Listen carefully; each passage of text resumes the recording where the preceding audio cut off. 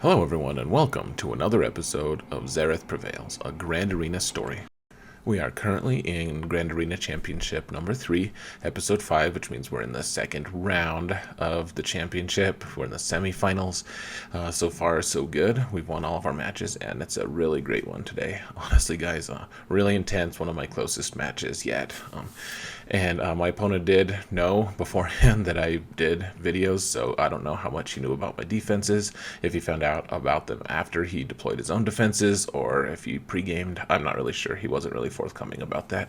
He did ask that I use little black boxes to block all of his name and his guild name and everything, so I decided to honor that. Honestly, I'm probably going to need to start honoring that on my own as well, just because if people start knowing who I am and what my defenses are, that's not necessarily going to be that great for my chances of success here. But anyways, guys, first off, look at his lifetime banners. He has more lifetime banners than I do, and even though that might not seem like that much, I've only lost 2 matches so far in the current Grand Arena Championships, and so I have almost max banners. Like, I know that there are people with more. Obviously, my opponent has more, but they definitely have a lot going for them.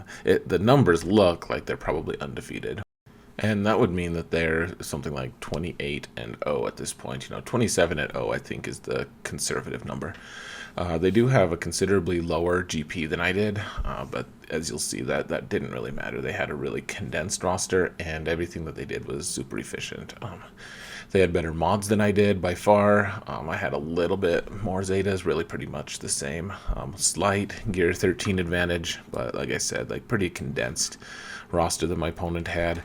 And then just look at these stats. Like they're all better than mine, basically. And I've cleared 1 more zone than they have since Grand Arena tracking started. So we are in for a doozy here, guys. And before you start mocking my use of the word doozy, just keep in mind too that my opponent was number 67 in Kyber last time, and I was 69. So I had a better number, obviously, but they had a higher ranking.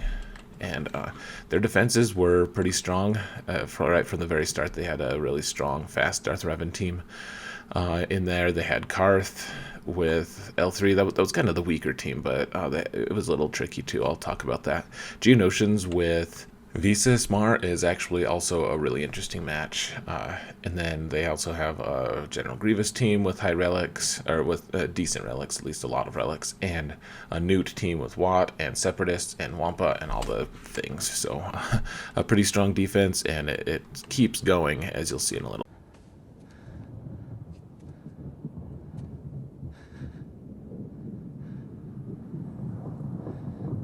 There's no more stars. Is it time? Yes. It's so quiet. It's the deep breaths before the plunge.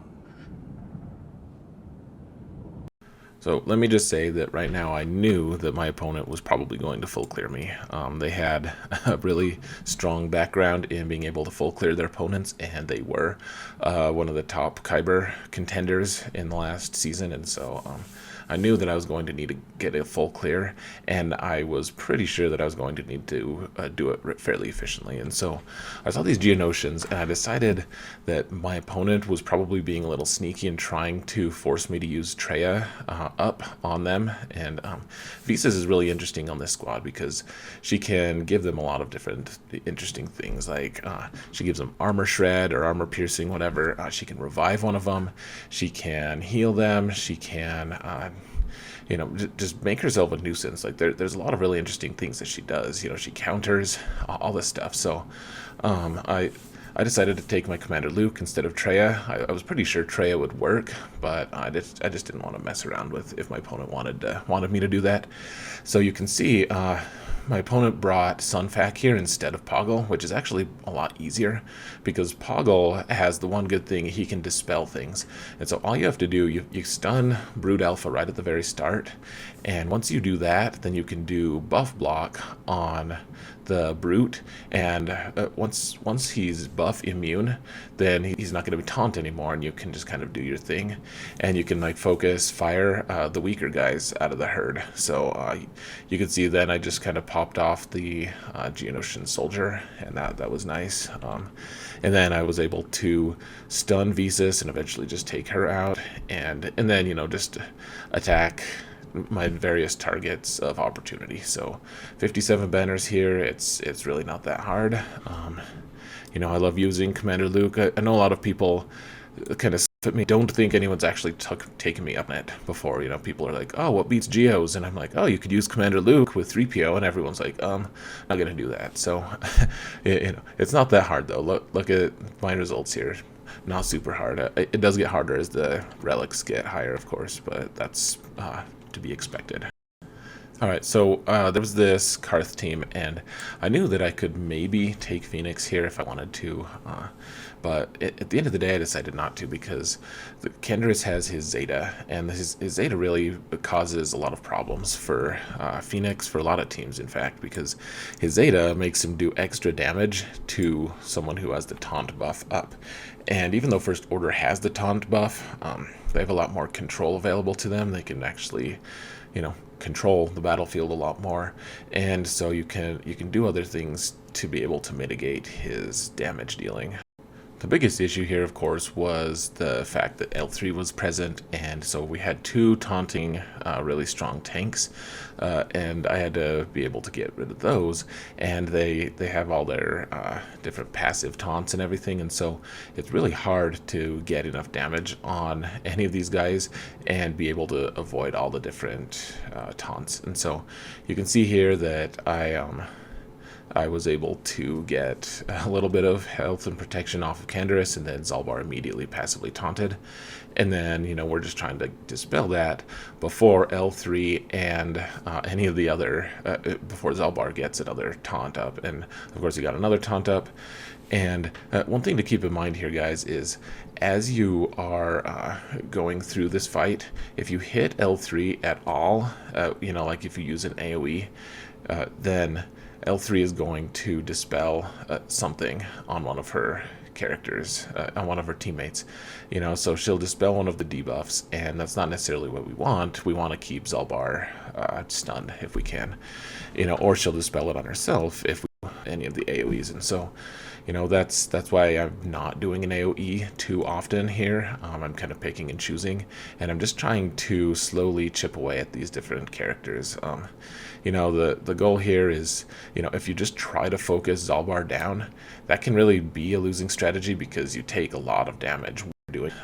And if you can do damage over time and just kind of slowly chip away at him, that's probably going to be a better end result, just because he continues to gain defense and you stop doing any meaningful damage really to Zalbar once you start hitting him a lot. And meanwhile the rest of the Carth team is just pounding at you. And so the goal here is to just dispel Zalbar as much as you can and make it so that he doesn't taunt, just kind of dance around that protection health barrier.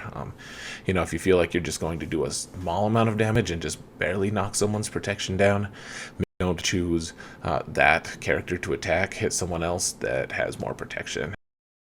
And after that's done, wait until Fox can hit or something. But anyways, 60 banners here, great result. Obviously, that's probably that for the team that I brought, and we get to see what the bag zone is. We get perfect full information, and it was really bad news for me. There was a Nightsisters team with Nest, which is something that I've always struggled, traditionally at least, to counter, and then they had a Padme team, and it wasn't like the traditional really, really strong Padme team, but it was strong enough. I mean, it had a Relic 7 Jedi Knight Anakin, it had a Relic Padme, it had a lot of really strong elements to it. It had Shakti with one of the clones, and so I wasn't really sure what I was going to do to be able to counter all of these teams, because there was one extra meta team that I was going to struggle to beat. I would need to use Imperial troopers on something, and I wasn't sure what yet. And honestly, I was having a really hard time trying to decide what teams I was going to counter with what, and so I broke it down for myself. That Darth Revan team I knew I could beat with my own Darth Revan teams, and I knew I probably wouldn't be able to beat them with my Padme team, so that was pretty set in stone. And then their General Grievous team had a lot of different relics, and none of my other teams were really like that good at being able to counter General Grievous, and so my Jedi Revan team was earmarked for that. So that left just the 3 remaining teams to be able to counter. So there's the Nute Separatists with Wat, which was a really scary team with a really, really fast Dooku. There was the Nightsisters team with Nest, and they all had relics, and then the Padme team. And so at the end of the day, like I decided my First Order, or rather my Imperial troopers, were probably going to need to counter one of them, and they would not be able to counter Padme. That was not going to be an option. So I needed to find, if they could beat the Wat with Nute and all that.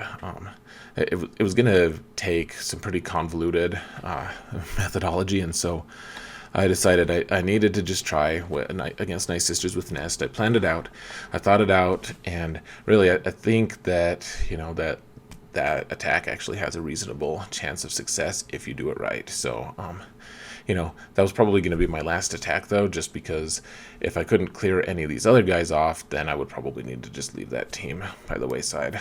And otherwise, Traya does counter Padme pretty well. Padme counters Nute pretty well, so let's just see what happens. So I've mentioned that my opponent had a really strong mod game, and I wasn't joking. The one awesome thing, though, that I had in my favor was the fact that my Darth Revan and Bastila were faster than both of his. The tricky part was that their Darth Malak was actually faster than either of their characters. My Darth Revan ended up being faster, so normally I use Force Storm here, or whatever the lightning ability is called. I don't really have them memorized. But after testing a couple times in Arena, I discovered that I would probably just end up losing the match really hard if that Force Storm didn't go the way I wanted it to, because Malak would immediately dispel my own Malak, and then their Darth Revan, before my Bastila went, would be able to just jump in and put fear on my entire team, and I would end up losing. So that needed a new plan.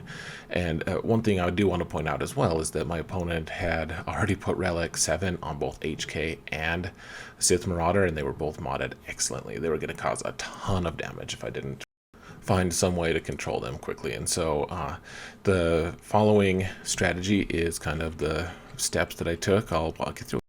So first, I decided no Force Storm. I was going to put fear on everyone. And immediately you see Darth Revan and Malak are both outside of, they're already done with their fear because they were faster than the rest of their team. Then Bastila debuffed everyone while she could. And now I'm just trying to target Sith Marauder off the table, because otherwise he will put one of my characters, including Malak, just off the table. He's so strong. After that, you want to take out Bastila if you can. And really what I was doing in this entire match, as you watch, I'm kind of just dancing around fear. Like I'm trying to, whenever a character is not feared, that's when I can hit them. If they have fear on them, then I just leave them alone for a while. So you can see HK has fear on him. Even though I want to take him out as soon as I can, I'm leaving him alone, for now at least, because I just don't want him to get a turn. I want to end it on my own terms, so to speak. And so Malak and HK both have fear on him. Luckily, Darth Revan is actually gone, so I can stun characters, and so I was able to take out HK before he got a turn. And now we just have to take out their Darth Malak, which ended up working pretty well. 57 banners against this extremely well modded, really high relic Darth Revan team. Really pleased with that. And I don't want to brag here, but a lot of my victory, at 57 banners, was because of my preparation and my planning. Like I thought through all the different steps, and I took my time. And the lesson here that I'm trying to preach is honestly, just if you run into a match like that, like don't just wing it. Like you can win. I could have won that match probably without much preparation, but 57 banners, there's almost no way. Think about your match beforehand and then pull the trigger. Don't just jump in. So I'm just going in order here in this zone, in order of most certain, or least certain to most certain, and that's the general principle I follow in all of my different zone clearing techniques, so to speak. So I'm facing this General Grievous squad here, and this is my pretty standard start. I take Bastila as lead instead of Jedi Revan, just because I like the extra protection and the extra tenacity. After that, Revan goes first. He does a saber throw and passes turn meter to Hermit Yoda. Hermit Yoda gives the Master's training to Grandmaster Yoda. And then Grandmaster Yoda does his AoE, makes sure that B2 comes out of stealth, and that before Jedi Revan goes. And once Jedi Revan goes, then he's able to get the mark off on B2, and you can finish him off as quick as you can. And the goal is to do all of that. If you can take out B2 before Geonosians goes, then great. Like that's what you want, because that way you're going to trigger his turn meter to be able to basically you don't want him to get a turn and then kill B2 and then immediately he'll take another turn because of his unique Zeta. And so if you can take out B2 first before any of that happens, then wonderful. And that ended up happening here, and then you just pray that you don't kill Magna Guard before you get another mark up. And unfortunately, I saved my stun from Bastila. I saved it to be able to work on Magna Guard. Unfortunately, he resisted the stun, and so he countered after that. And after he counters, he taunts. And so I ended up killing him, and General Grievous got another turn and kind of derailed me a little bit by killing my Jedi Revan. However, my Jolee was ready for revive pretty quick, so he got Revan back in the game. Revan did his saber throw. He passed turn meter to the person who had the closest to full turn meter, just because you're swapping turn meter. That means he gets to take a turn almost immediately thereafter. And so I think I passed it to Grandmaster Yoda. He did his attack, then Revan got another turn, and he put Mark on Grievous again. And once you get Mark on Grievous, it's not all the way over. You have to have enough offense to be able to finish him off, but that was a pretty sure thing there. It was pretty automatic. My opponent only had Relic 2 on General Grievous, but honestly, kudos to him though, because he was able to kill a couple of my characters. Like one of them had already died from, and been revived from Savior before this. I think this is the right battle for that. Anyways. He was able to take out my Revan as well, and that doesn't typically happen. And so, it's just a testament to my opponent's really strong modding abilities and everything. 58 banners here. That's as you can, but 58 is pretty good.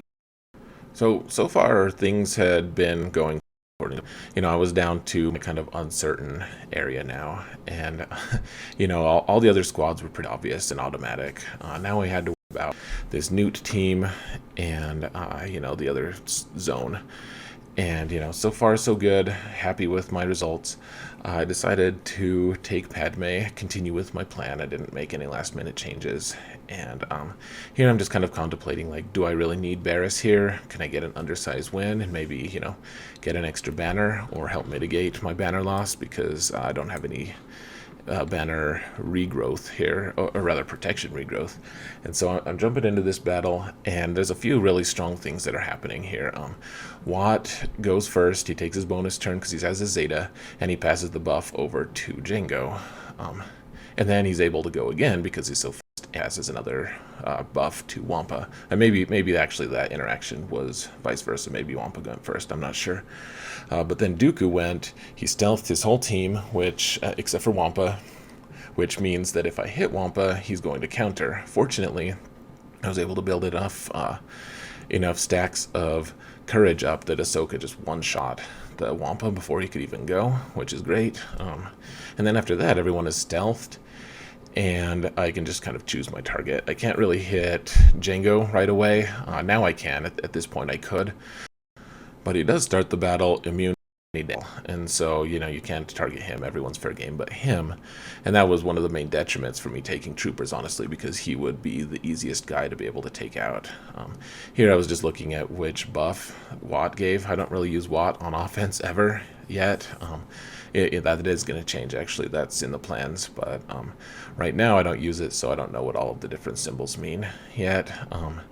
Anyways, like, this was a pretty straightforward match. 58 banners, great. One of my characters actually still randomly had some protection left, so, that's the hoped for result. If I'd taken Traya in there, I would have been really happy with, like, 55. Like, I would have been ecstatic with 55 with Traya. You can see my opponent, of course, put his 6-star Negotiator in the back because he didn't think I would be able to take it down with my 5-star Negotiator, which that just seems to be the theme. People keep assuming that I won't be able to take it down or that I'm going to struggle, so we'll see if that ends up happening.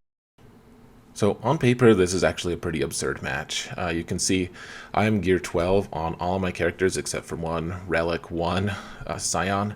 Everyone else is gear 12, and they're not even all maxed. And the current opponent had 4 relic characters, 2 of which were Relic 7, and that the 2 most dangerous ones, which were Anakin and General Kenobi. And on paper, this looks ludicrous, but there's actually a lot of things going on with the mechanics that are involved. And so I'll kind of try to talk you guys through this, because this match ends up being a little bit long. First off, I took Sith Trooper because he was going to get kicked by Padme. She always leads off with her big kick ability, and if her stun goes off, then you get stunned and you cannot dispel it. And I did not want one of my top 3, one of the Triumvirate, or a Thrawn for that matter, to get stunned right away. And, that's the only stun you can't avoid.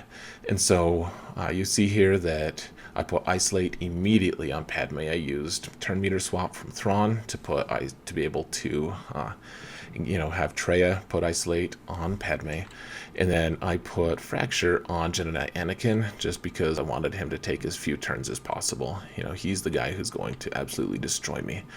And you can see my Annihilate is ready, and I'm clicking futilely here, trying to target anyone else but Kenobi. And I actually decided to defer my Annihilate for 1 turn, and that is actually a move I'm relatively proud of, because you want to annihilate him.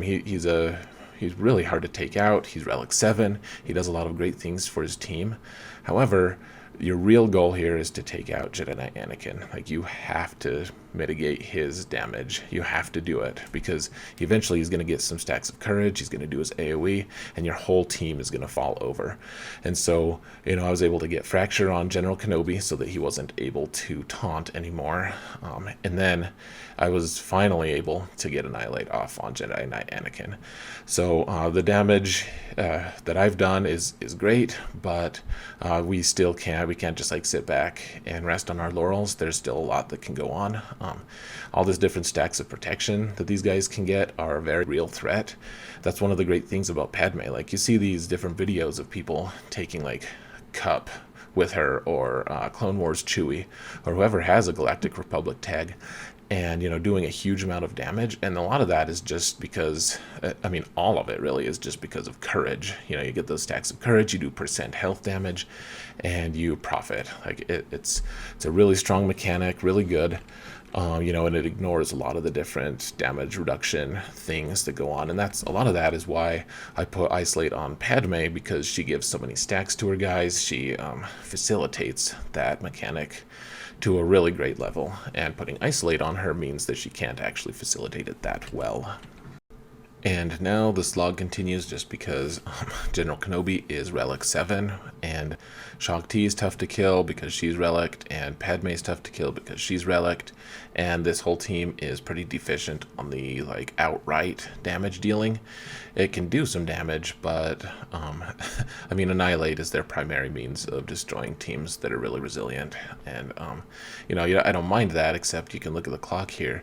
We're at 1.5 minutes left, and we have 2 extremely resilient characters left. I was pretty worried that I was going to time out here, in fact, and so just buttons as quick as I could, and we're trying to go for the annihilate as quick as possible, but that doesn't necessarily happen super fast all the time. And I'm starting to get a little nervous. What am I going to do? Am I going to be able to actually finish this in time, just because of how resilient both of these characters are? So I finally got a big hit in with Scion, and now I was looking for ways to regrow my health and protection, make sure that I got as many banners as possible. But at the end of the day, you take the Annihilate when it's available. You don't want to wait. So 58 banners, I was actually fairly surprised that I got that high of banners. Generally, you're going to get a few less than that, but I was able to lock them down pretty well. And, the name of the game is control here. If you can control that team and put the right debuffs on the right guys, then you can really mitigate a lot of the damage that team can do.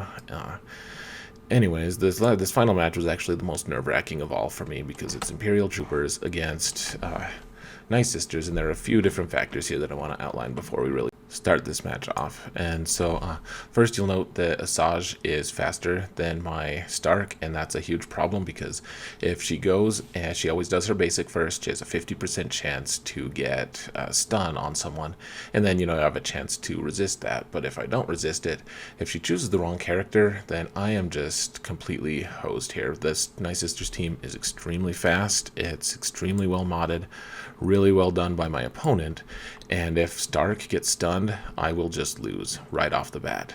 Same thing if my range trooper gets stunned, a decent chance of me getting the loss. And also my death trooper. Like, really the only acceptable ones would be Veers or snow trooper. So 50-50 shot plus whatever it is to be able to resist, and I will hopefully be able to win. The other factor here, of course, is Nest, and as everyone knows, Nest has an AoE daze, and troopers, frankly, rely on not being dazed. They don't want to be controlled. They want to take all the turns, and then they want to be done with the battle. And so being able to assist is a huge part of the Imperial troopers game. And so if Nest, who was plus 130 speed, like ridiculously fast, like 320 something speed, if she got her AoE off, even if a couple of my members got dazed, I would not survive the match. And so the name of the game here, like if I throw my grenade from Death Trooper at these guys, Nest is probably going to counterattack. However, her cooldowns are also going to be increased, so she's not going to be able to do her AoE daze right away. So the goal is to just kill so many people so fast that Nest is never able to actually take her AoE. And then eventually, the one saving grace I have here is that Nest is at, she's only at 80 tenacity, and my Death Trooper is at 86 potency, which means that basically she's not going to be able to resist my putting daze on her. However, that daze is only 70% chance of landing, so there's a lot of unknown factors here. The goal here is just to have Stark go, put a buff on everyone, have Death Trooper go. He's going to throw his grenade, dispel zombie, increase everyone else's cooldowns, and then after that, use range to get someone else down, take out Talzin 2 different times, and then just go for the throat, whichever character I can. And then finally, Nest needs to be dazed and hopefully stunned. And then I can put Death Mark on her and hopefully just take her out with 1 or 2 quick shots. So let's see how that ended up going. So Asajj goes, and she does not get the stun, so thank goodness for that. That's a huge bonus. She could have just ended the fight right there. Didn't happen, though. So Stark went, gave turn meter to the whole team. Death Trooper threw his grenade. He did not miss on any of the important characters, and you see that Nest is countering like every time she's hitting. She's hitting. Not great. But she's also not putting AoE daze on me. Then Talzin went, and you can see my health pool went down dramatically. Like, I really need to boost some of these guys up, but that was just a huge hit from Talzin. She's such an incredible character. She does a lot of damage. So you can see all the different Nightsisters are pretty low, though. I did my AoE, and usually that takes out old Daka, but she has her Zeta on her, and so she's pretty resilient. And You can see here, instead of finishing zombie off, I decided, I was thinking for a little bit, trying to decide what I wanted to do. I did chance the days there, 70% chance, and it did stick. And that meant that I could hit Nest with impunity, and she would not be able to counter, which is huge. And she's fast enough now. She's 100 plus 130 speed. And she's going to take a lot of turns, and every time one of her turns goes up, once it's over with, then I'll be able to chip away at her. So I just have death mark on her, and that's not going to end up killing her or anything, but I'm just taking pot shots. She's dazed, she can't do anything. I was hoping for a stun there with the daze, but that didn't end up working. But once she did take a turn, I was able to just one-shot her. And 58 banners, not the 60 that I'm kind of accustomed to against Nightsisters, but 58 is good enough to warrant the screenshot that you guys just saw me taking. So 58, wonderful. I was able to full clear all of my opponent's ground squads in one hit, which was absolutely necessary. And I actually only dropped, I think, 14 total banners, which means that I averaged 58 banners, which that's pretty good considering the really, really strong defense that my opponent had put up, especially including all of the different mods involved. Really good showing, happy with that, and it would all be completely futile if I wasn't able to clear his faster Negotiator with my own Negotiator fleet. So you can see here, I'm just taking my pretty standard lineup here with Jedi Knight Anakin and Ahsoka and Houndstooth. And, we have Fives and Sunfac and Plo in reserve. And you'll get to see all of those in action here at some point, or at least some of them. So their Fives goes first, takes a shot at Ahsoka, which is pretty good.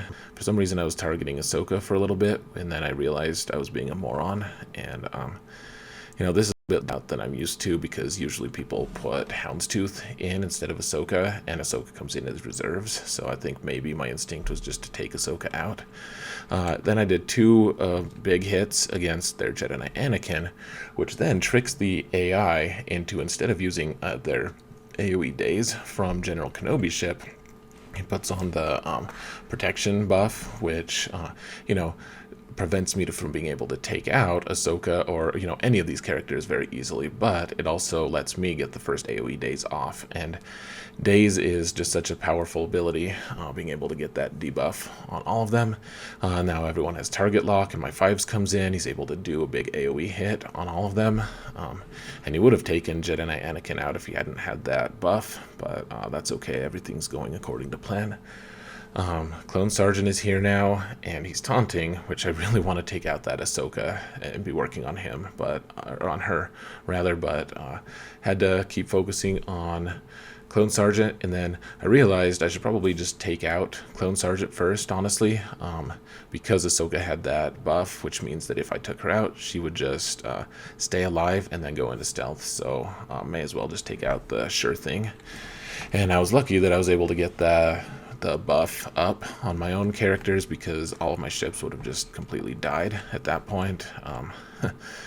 And I had my ultimate available, and I decided I didn't want to use it because all my ships were dazed, they were all almost dead. And Plo came in, he's able to heal everyone, he's able to give everyone a bunch of turn meter right away, and that's a pretty big deal, being able to do that. So the ultimate with the B-Wings, it's fun, it's cool, I love the animation and all that, but at the end of the day, I wanted to be able to take these guys out, and Plo helped me regrow a ton of my banners here, actually. So 58 against this team, that's the worst I've done against a faster Negotiator, and 58's not bad. Honestly, they took out my Houndstooth, so that was too bad, but at the end of the day, pretty good banners, pretty good efficiency.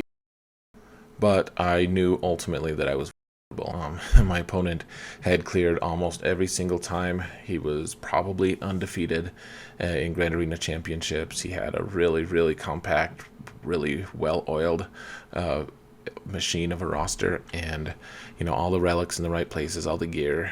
Clearly a very skilled player. So I knew I was absolutely vulnerable. I had to go to bed, and they had not responded to any of my attempts to engage them in conversation, other than to tell me not to use their name in any of their videos. And so I went to bed not really knowing what to expect when I woke up. Is there any hope, Gandalf? For Frodo and Sam? There never was much hope. Just a fool's hope.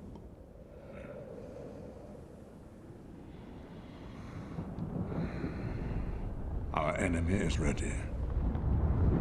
His full strength gathered. And it looks like this sensor box is handy for more than one thing, because you guys can't see the final score now. I did end up getting full cleared. My opponent one-shot all of my different characters. However, I did end up, if you look at the score now, I did end up winning by 2 points. They full cleared me for 2 points less than I cleared them.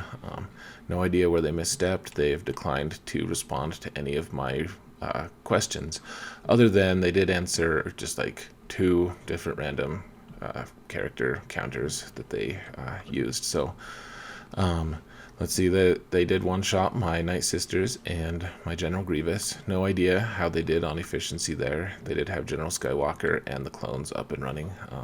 I assume he used one of those on them.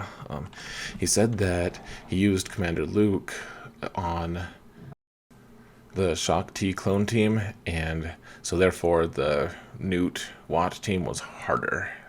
And I don't really know what that means. I don't know what team he had to use on them, but he did one-shot all my different zones, so I was really happy that I had also one-shot all of his zones, obviously. And really close match, an efficiency battle, which I haven't had for a really long time.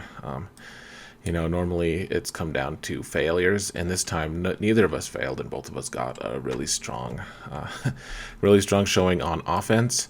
So honestly, guys, I just have to hand it to my opponent here, because after looking at his roster for a really long time, I cannot figure out how he was able to get that level of efficiency with the characters he had remaining. He had mostly gear 12 left, and usually, like, I had a bunch of relics on defense, and I don't know, I think I would have struggled to be able to clear my defense with his roster. And you know, clearly though, he's got his plan laid well, and you know, he could actually put one extra team, like one extra meta team on defense with Padme that I'm not used to having to counter, and still be able to get this level of efficiency. So huge kudos to my opponent. Really well played. One of my best, closest matches that I've had for a really long time. And I am just kind of sad that I can't show you guys my opponent's name, just because I feel like they deserve a little bit more respect than just blanking them out, but I'll respect them by not blanking them out. So anyways, guys, thank you so much for watching. Stay tuned for the next episode, and remember that in all things, Xaereth prevails.